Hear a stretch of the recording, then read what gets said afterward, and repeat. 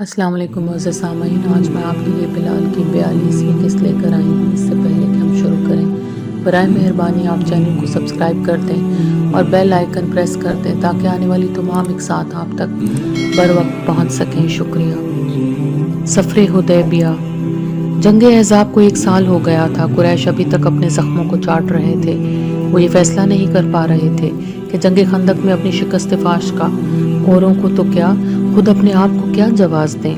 کیا بتائیں اپنے حلیفوں کو کہ کیا ہوا تھا۔ اتنی بڑی تعداد میں اتنی زبردست تیاریوں کے بعد جو حملہ کیا گیا تھا وہ کیسے ہمیشہ کے لیے ان کی پیشانی کا سیاہ داغ بن کر رہ گیا۔ ابھی تک انہیں اپنی شکست کا صحیح پس منظر جاننے کی توفیق نہیں ہوئی تھی۔ انہیں ابھی تک یہ باور نہیں آ رہا تھا کہ وہ اس ازلی جنگ کے بد نصیب فریق ہیں جو روز اول سے حق و باطل کے درمیان چلتی آ رہی ہے اور جس میں بالآخر باطل کی قوتوں کو ہمیشہ سرنگو ہونا پڑتا ہے۔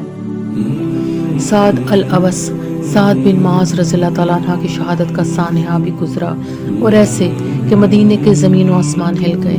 اچھی خبریں بھی ملتی رہیں، مختلف قبائل کے وفود آتے رہے اور حلقہ اسلام وسیع ہوتا چلا گیا۔ ایک دن شوال کے مہینے کی آخری تاریخیں تھیں کہ رسول کریم صلی اللہ علیہ وسلم نے ہمیں اپنا ایک خواب سنایا کہ وہ احرام باندھے سر کا حلق کرائے، خانہ کعبہ کی کلید ہاتھ میں لیے خانہ کعبہ میں داخل ہو رہے ہیں۔ ساتھ ہی انہوں نے اعلان فرما دیا کہ وہ عمرہ کے لیے تشریف لے جائیں گے۔ ذی القعدہ کی پہلی تاریخ کو پیر کے دن حضور صلی اللہ علیہ وسلم نے مدینے سے کوچ فرمایا۔ کم و بیش 1500 صحابہ ہم رکاب تھے۔ ان کے ساتھ قربانی کے لیے 70 اونٹ بھی تھے۔ عمر رضی اللہ تعالیٰ عنہ اور سعد بن عبیدہ رضی اللہ تعالیٰ عنہ کا خیال تھا کہ ہم دشمنوں کے علاقے میں جا رہے ہیں، قریش سے راستے میں بھی خطرہ ہے، اس لیے سب لوگ مسلح ہوں۔ مگر حضور صلی اللہ علیہ وسلم نے فیصلہ فرمایا کہ کوئی اسلحہ ساتھ نہیں ہوگا، صرف تلواریں ہوں گی، وہ بھی میان میں رہیں گی۔ خود حضور صلی اللہ علیہ وسلم نے تلوار بھی نہیں لی۔ انہوں نے فرمایا کہ ان کا مقصد عمرہ اور صرف عمرہ ہے۔ ہجرت کے بعد ہم پہلی بار مکہ جا رہے تھے، مکہ جہاں میرا سارا بچپن گزرا تھا۔ مجھے اکثر اس شدت سے یاد آتا تھا کہ اکثر میری آنکھوں میں آنسو بھر آتے تھے۔ ایک بار میں نے مکے کی یاد میں چند اشعار بھی کہے تھے۔ کاش میں ایک رات اس میدان میں بسر کرتا جس میں میرے ارد گرد اذخر و جلیل اگی ہوئی ہوں۔ کیا وہ وقت کبھی پھر آئے گا کہ میں کوہ مجنہ کے چشموں سے سیراب ہوں؟ کیا میں اپنی زندگی میں کبھی پھر مکے کی پہاڑیوں کے بالمقابل کھڑا ہوں گا؟ یہ ان دنوں کی بات ہے جب ہم نئے ہجرت کر کے مدینے آئے تھے۔ یہاں کا موسم غیر مانوس اور آب و ہوا ہمارے لیے بالکل مختلف تھی۔ میں اور عامر بن فہیرہ رضی اللہ تعالیٰ عنہ دونوں ان ابتدائی دنوں میں ابو بکر رضی اللہ تعالیٰ عنہ کے گھر میں رہتے تھے۔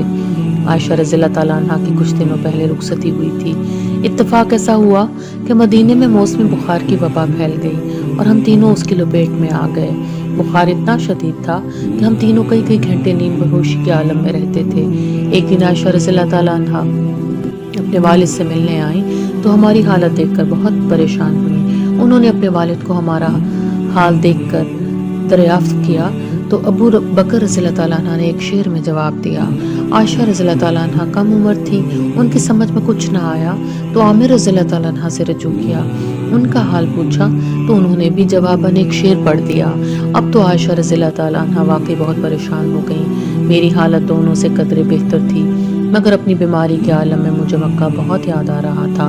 میں نے یہی شعر جو ابھی آپ کو سنائے ہیں ان کو سنائے تو وہ اس قدر گھبرا گئیں کہ الٹے قدموں واپس چلی گئیں اور حضور صلی اللہ علیہ وسلم کو جا کر کہا کہ تینوں کے تینوں پر پاگل پن کا اثر ہے، بہکی باتیں کر رہے ہیں، دیوانگی طاری ہے۔ پھر انہوں نے اپنی یادداشت سے جو کچھ سنا تھا حضور صلی اللہ علیہ وسلم کو سنایا۔ حضور صلی اللہ علیہ وسلم نے مسکرا کر اللہ تعالیٰ سے دعا فرمائی کہ مدینے کی آب و ہوا، پانی اور اناج کو سب مہاجرین کے لیے مکے سے بھی زیادہ مفید اور موزوں بنا دے۔ ان کی یہ دعا قبول ہوئی اور مدینہ ہمیں اس طرح سے راس آ گیا۔ آج ایک بار پھر مکے کے در و دیوار کا نقشہ میری نظروں کے سامنے تھا۔ ایک گلی ایسے جیسے سامنے نظر آ رہی ہو اور میں ان میں گھرا ہوا اللہ کا گھر۔ پہلی منزل پر آرام کے بعد رسول اکرم صلی اللہ علیہ وسلم اور ان کے ساتھ اکثر صحابہ نے احرام باندھ کر عمرے کی نیت کے 2 نفل ادا کیے۔ سرور کائنات صلی اللہ علیہ وسلم نے اپنی قربانی کے اونٹ منگوانے کا حکم دیا۔ میں لپک کر ناجیہ رضی اللہ تعالیٰ عنہ کو بلا لایا۔ بنو اسلم سے تعلق رکھنے والے یہ صحابی قربانی کے اونٹوں کے نگران تھے۔ حضور صلی اللہ علیہ وسلم نے اپنے اونٹ پر دائیں جانب نشان لگایا اور اسے ہار پہنائے۔ باقی لوگوں کو بھی تاکید کی کہ وہ بھی اپنے اونٹوں کو اسی طرح قربانی کے لیے تیار کریں۔ تیاری مکمل ہوتے ہی انہوں نے کوچ کا اعلان فرمایا اور لبیک اللہم لبیک کا نعرہ بلند فرمایا۔ سب اس نعرے میں شریک ہو گئے اور کوہ دمن اللہ کے حضور اس اعلان سپردگی کی۔ بعض گز سے گونج اٹھے۔ بہار کا موسم تھا، ہوا معتدل تھی، دور دور تک پھیلی ہوئی جنگلی جھاڑیوں پر چھوٹی چھوٹی ہلکے سبز رنگ کی پتیاں پھوٹ رہی تھیں۔ یوں لگتا تھا جیسے زردی مائل بھورے ریگستان نے کوئی گہنا پہن لیا ہے۔ ہوا چلتی تھی تو نوخیز پتیاں یوں جھلملا اٹھتی تھیں کہ جیسے سارا صحرا کھلکھلا کر ہنس رہا ہو۔ جھاڑیوں کی اوٹ میں کہیں کہیں جنگلی جانور بھی نظر آتے تھے جو ہمیں دیکھتے ہی خوفزدہ ہو کر ادھر ادھر بھاگ جاتے تھے۔ ایک مقام پر ایک گورخر نظر آیا تو ابو کا دادا رضی اللہ تعالیٰ عنہ جو احرام میں نہیں تھے اس کے پیچھے روانہ ہو گئے اور رات گئے اسے شکار کر لائے۔ حضور صلی اللہ علیہ وسلم نے خود ان کی اجازت سے محرم حضرات نے بھی اس کا گوشت کھایا۔ قافلے میں وہ تمام نو مسلم بھی شامل تھے جنہوں نے حال ہی میں اسلام قبول کیا تھا۔ ہار صاحب نے سعید کے 8ویں بیٹے میرے دوست تھے۔ ان میں سے دو سے مجھے بہت قرب حاصل تھا کیونکہ وہ اصحاب صفہ میں شامل تھے۔ شرید بن سوید سقفی رضی اللہ تعالیٰ عنہ بھی تھے جو چند روز قبل ہی اسلام لائے تھے، اور زید بن خالد الجنی رضی اللہ تعالیٰ عنہ بھی۔ یہ وہی زید رضی اللہ تعالیٰ عنہ تھے جن کے ہاتھ میں فتح مکہ کے دن قبیلہ جوہینیہ کا علم تھا۔ روانگی سے قبل سرور دو عالم صلی اللہ علیہ وسلم نے قبیلہ قزا کی شاہ کعب سے ایک شخص کو پیشگی روانہ فرما دیا تھا تاکہ وہ ہمیشہ قریش کے رد عمل سے مطلع کرتا رہے۔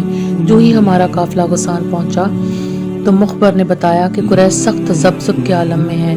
متولیان کعبہ کی حیثیت سے وہ کسی کو طواف کعبہ کی اجازت دینے سے انکار نہیں کر سکتے کہ یہی ان کی فضیلت کا ایک بڑا جواز تھا، اور دشمنان اسلام کی حیثیت سے وہ یہ برداشت نہیں کر سکتے تھے کہ محمد صلی اللہ علیہ وسلم کثیر تعداد میں اپنے صحابہ رضی اللہ تعالیٰ عنہ کے ساتھ مکے میں داخل ہوں اور عزت و وقار سے عبادت کر کے واپس چلے جائیں۔ تمام عربستان میں چہمگوئیاں شروع ہو جائیں گی، قریش کی رہی سہی ساکھ بھی ختم ہو جائے گی کہ ان کا سب سے بڑا منہ بولا دشمن خود ان کے شہر میں شان و شوکت سے داخل ہو کر اطمینان سے عبادت کر کے ان کے سینے پر مونگ تلتا ہوا تسکوہ احتشام سے واپس چلا گیا۔ تمام صحرائے عرب میں قریش مکہ کی ہوا اکھڑ جائے گی۔ انکار کریں تو ایک عظیم روایت کی قربانی ہوتی ہے، کیونکہ وہ تو صرف کعبے کے متولی تھے اور کعبہ تمام عرب کی یکساں ملکیت تھا۔ اقرار کریں تو کریا کریا بدنام ہوتے ہیں، بیچ کا کوئی راستہ نظر نہیں آتا تھا۔ پھر بھی اپنے چند حلیفوں کی رائے کے خلاف انہوں نے خالد بن ولید کو روانہ کر دیا کہ وہ مسلمانوں کا راستہ روکنے کی کوشش کریں۔ ہمیں بھی راستے میں یہ خبر مل گئی۔ حضور صلی اللہ علیہ وسلم نے سنتے ہی مجھے حکم دیا کہ میں کسی ایسے شخص کو لاؤں جو قافلے کو کسی متبادل غیر معروف راستے سے لے جائے۔ قافلے میں بنو اسلم نامی ایک شخص شامل تھا جو صحرائے عربستان کے اس حصے کے چپے چپے سے واقف تھا۔ میں نے اسے حضور صلی اللہ علیہ وسلم کی خدمت میں پیش کیا اور وہ قافلے کو عام راستے سے ہٹا کر سمندر کی طرف لے گیا اور وہاں سے ایک نہایت دشوار گزار راستے سے چلتا ہوا حدیبیہ کے درے تک لے آیا۔ یہاں سے مکہ ایک منزل بھی نہیں تھا۔ سب کا اصرار تھا کہ یہ فاصلہ بھی لگے ہاتھوں طے کر لیا جائے، مگر وہ درہ ختم ہوتے ہی حضور صلی اللہ علیہ وسلم کی اونٹنی قصبہ بیٹھ گئی۔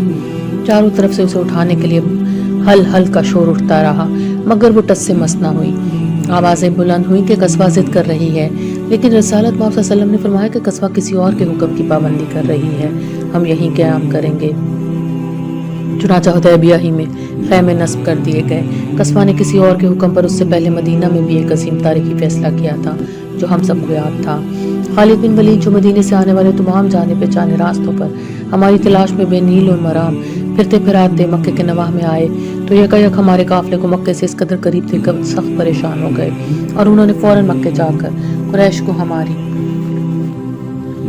آمد کی اطلاع دی۔ اب قریش کے پاس زیادہ سوچنے کا وقت نہیں تھا۔ بنو خزاعہ جو کبھی خانہ کعبہ کے کلید بردار تھے قریش کے حریفوں میں تھے، اس لیے کہ بنو بکر جن سے ان کی دشمنی تھی قریش کے حلیف بنے ہوئے تھے۔ بنی خزاعہ کے قبیلے بنو اسلم، بنو کعب اور بنو مستلق پیغمبر اسلام صلی اللہ علیہ وسلم کو اچھا سمجھتے تھے، حالانکہ وہ ابھی تک حلقہ اسلام میں داخل نہیں ہوئے تھے۔ قریش کا ان سے براہ راست کوئی جھگڑا نہیں تھا، لیکن وہ ان کو مشکوک نظروں سے دیکھتے تھے۔ جس وقت قریش کو خالد بن ولید نے ہمارے حدیبیہ پہنچ جانے کی اطلاع دی، اس وقت بنو خزاعہ کا ایک سردار بدیل بن وقار ورقہ بھی وہاں مکے میں موجود تھا۔ وہ یہ خبر سنتے ہی حدیبیہ روانہ ہو گیا۔ اس نے سرور کائنات صلی اللہ علیہ وسلم کو بتایا کہ قریش قسمیں کھا کر کہہ رہے ہیں کہ جب تک ہمارا ایک آدمی بھی زندہ ہے ہم محمد صلی اللہ علیہ وسلم اور اس کے ساتھیوں کو مکے میں داخل نہیں ہونے دیں گے۔ یہ سن کر نبی رحمت صلی اللہ علیہ وسلم نے نہایت نرمی سے اسے بتایا کہ وہ قریش کو مطلع کر دے کہ ہمارا مقصد صرف عمرہ کرنا ہے، ہم اللہ کے گھر کا طواف کریں گے اور واپس مدینے چلے جائیں گے، ہم کسی سے فساد نہیں کرنا چاہتے، لیکن اگر کوئی ہمارا راستہ روکے گا تو ہم اس سے جنگ کریں گے۔ یہ کہہ کر وہ کچھ دیر خاموش رہی، پھر فرمایا اگر قریش کو سوچنے کے لیے کچھ اور وقت درکار ہے تو ہم تیار ہیں، وہ جو احتیاطی تدابیر کرنا چاہے کر لیں، مگر اللہ کے گھر کا راستہ نہ روکیں۔ بدیل نے مکہ جا کر رسول اللہ صلی اللہ علیہ وسلم سے اپنی ملاقات کے تفصیل سے قریش کو آگاہ کیا اور مسلمانوں کے پرامن مقاصد بھی بیان کیے، مگر قریش کی کوئی تسلی نہیں ہوئی۔ بنو ثقیف کے عروہ نے پیشکش کی کہ وہ خود حدیبیہ جا کر ساری معلومات حاصل کر کے قریش کو مطلع کرے گا۔ میں قربانی کے اونٹوں کے پاس ناجیہ رضی اللہ تعالیٰ عنہ سے باتیں کر رہا تھا کہ عروہ کے آنے کی اطلاع ملی۔ میں فوراً لپک کر گیا اور عروہ سے اس کے آنے کا مقصد پوچھا۔ اس نے اپنا مقصد بیان کیا تو میں اسے حضور صلی اللہ علیہ وسلم کے خیمے میں لے گیا۔ مغیرہ بن شعبہ رضی اللہ تعالیٰ عنہ جو خیمے سے باہر ہی کھڑے تھے اور رسول صلی اللہ علیہ وسلم کے خدام میں شامل تھے، ہمیں اندر لے گئے۔ میں نے عروہ کا تعارف کرایا اور چند قدم پیچھے ہٹ کر کھڑا ہو گیا۔ عروہ نے گفتگو شروع کی تو بدمیانہ بے تکلفی میں باتیں کرتے کرتے حضور صلی اللہ علیہ وسلم کی ریش مبارک کو ہاتھ لگا دیا۔ میں آگے بڑھنے ہی کو تھا کہ مغیرہ رضی اللہ تعالیٰ عنہ نے اس کے ہاتھ پر اپنی تلوار کا چپٹا حصہ مار کر کہا کہ وہ آئندہ یہ گستاخی نہ کرے۔ عروہ فوراً سنبھل کر بیٹھ گیا، مگر چند ہی لمحوں بعد اس نے عادتاً دوبارہ جب کسی بات پر زور دینے کے لیے ریش مبارک کی طرف ہاتھ بڑھایا تو مغیرہ رضی اللہ تعالیٰ عنہ نے زور سے تلوار کا چپٹا حصہ اس کے ہاتھ پر مار کر کہا اپنا ہاتھ دور رکھو ورنہ یہ ہاتھ ہی نہیں رہے گا۔ میں جانتا تھا کہ اس کی نیت نیک تھی اور عروہ محض اپنی عادت سے مجبور تھا، مگر ہمارے لیے یہ بے تکلفی حضور صلی اللہ علیہ وسلم کی شان میں گستاخی تھی جو ہماری برداشت سے باہر تھی۔ عروہ معاملہ فہم تھا، بات سمجھ گیا، اور چند لمحوں بعد جب وہ حضور صلی اللہ علیہ وسلم سے گفتگو کر کے باہر نکلا تو اس نے دوسرے خیموں میں جانے کی خواہش ظاہر کی۔ میں نے اسے ساتھ لے جا کر سب اطراف کی سیر کرائی۔ وہ کئی گھنٹے ہمارے ساتھ رہا اور جب واپس گیا تو اس نے قریش کو اپنے دورے کی سرگزشت سنائی۔ اس نے انہیں بتایا کہ وہ کیسر و کسرا اور نجاشی کے درباروں میں رہ چکا ہے، لیکن جیسا احترام اس نے محمد صلی اللہ علیہ وسلم کا دیکھا ہے اس کا عشر اشیر بھی اس نے کہیں نہیں دیکھا۔ ان کے ماننے والے ان پر نچھاور ہوتے جاتے ہیں۔ وہ وضو کرتے ہیں تو وضو کے پانی کے ایک قطرے کے لیے ایک دوسرے پر ٹوٹے پڑتے ہیں، اور جس کے ہاتھ ایک بوند بھی آ جاتی ہے وہ اسے خیر و برکت کے لیے اپنے جسم پر ملتا ہے۔ میرا خیال ہے محمد صلی اللہ علیہ وسلم کی تجویز مناسب ہے اور ہمیں تسلیم کر لینی چاہیے۔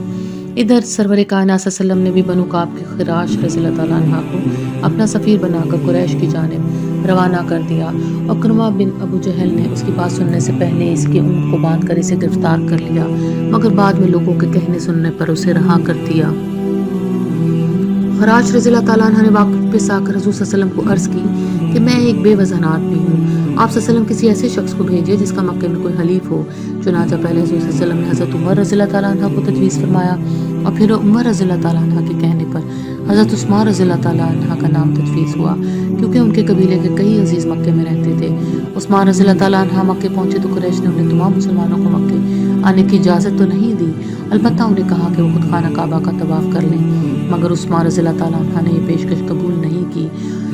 ابن ابی رضی اللہ تعالیٰ عنہ کو بھی قریش اپنا ہم خیال سمجھتے تھے، انہیں بھی قریش نے طواف کی پیشکش کی، مگر انہوں نے بھی جواباً کہا کہ جب تک اللہ کا رسول صلی اللہ علیہ وآلہ وسلم طواف نہیں کر لیتے میں طواف نہیں کر سکتا۔ حضور صلی اللہ علیہ وسلم کو یہ بات معلوم ہوئی تو انہوں نے خوشی کا اظہار فرمایا۔